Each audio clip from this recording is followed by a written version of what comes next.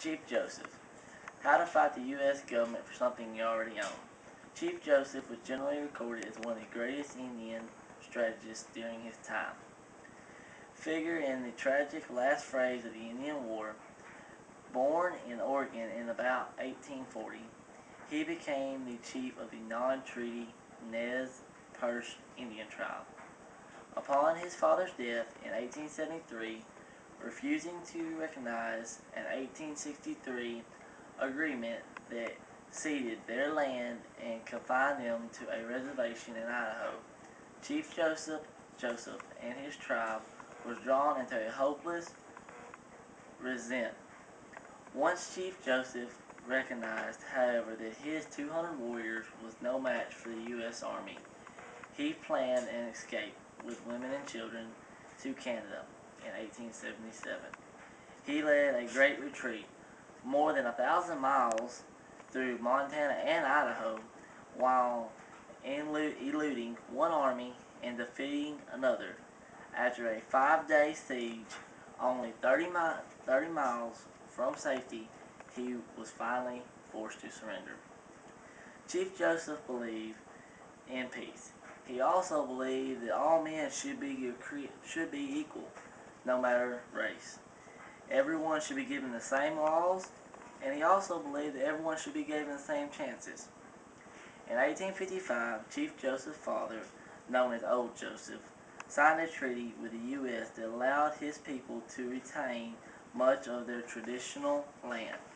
In 1863, another treaty was created that reduced several amount of the land, but only Joseph maintained that the second treaty was never agreed by his people. A showdown over the second non-treaty came after Joseph assumed the role of chief in 1877.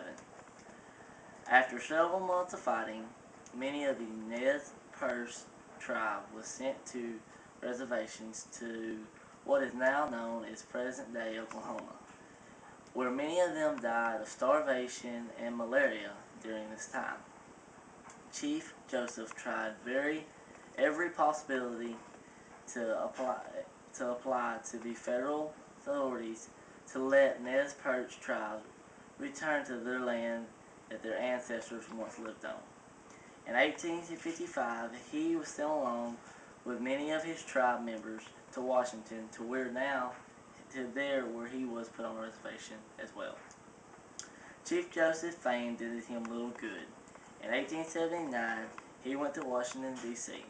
to meet President Hayes and pleaded the case of his people. Cheif Joseph continued to lead his band for another 25 years, at times coming into conflict with the leaders of 11 other tribes on one reservation.